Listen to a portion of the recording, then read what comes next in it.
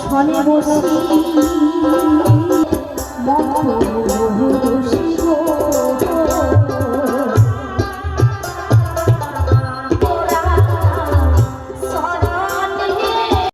প্রতিবারের ন্যায় এবারেও গঙ্গারামপুরে অনুষ্ঠিত হলো 4 দিনব্যাপী বাউল উৎসব।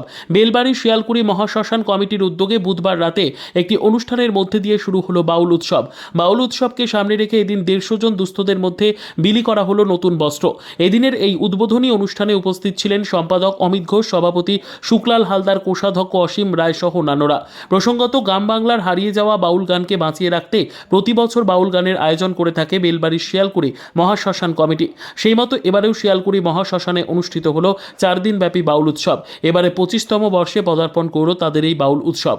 এ বিষয়ে বাউল কমিটির সম্পাদক অমিত ঘোষ জানান, আমাদের তো 25তম বাউল উৎসব চলছে, আর এটা বেলবাড়ি কাদিঘাট সার্বজনীন বাউল কমিটি শ্মশান, শিয়ালকুড়ি শ্মশান বলে এটা। কিভাবে আপনারা পালন করেন বাউল উৎসব? আমরা বাউল উৎসব এই গ্রামের মানুষদের কাছে চাঁদা টাদা নিয়ে আমরা বাউল উৎসবটা পরিচালিত করি।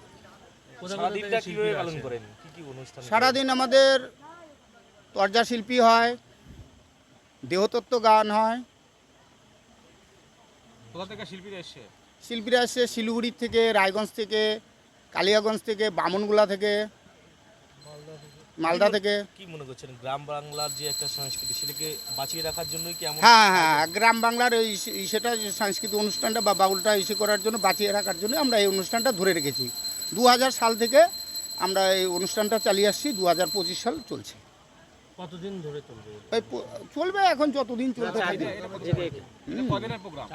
এটা হচ্ছে মোট 4 দিনের প্রোগ্রাম। এই বাউল ছাড়া কি আর কোনো অনুষ্ঠান ছিল? হ্যাঁ, আমাদের বস্ত্র বিতরণ ছিল, 150 পিস বস্ত্র বিতরণ করা হয়েছে।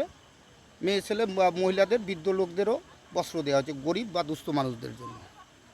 আপনার নাম? আমার নাম অমিত ঘোষ, আমি এই শিয়ালকুড়ি শ্মশানের সম্পাদক। ব্যুরো রিপোর্ট, উত্তর বাংলা সংবাদ।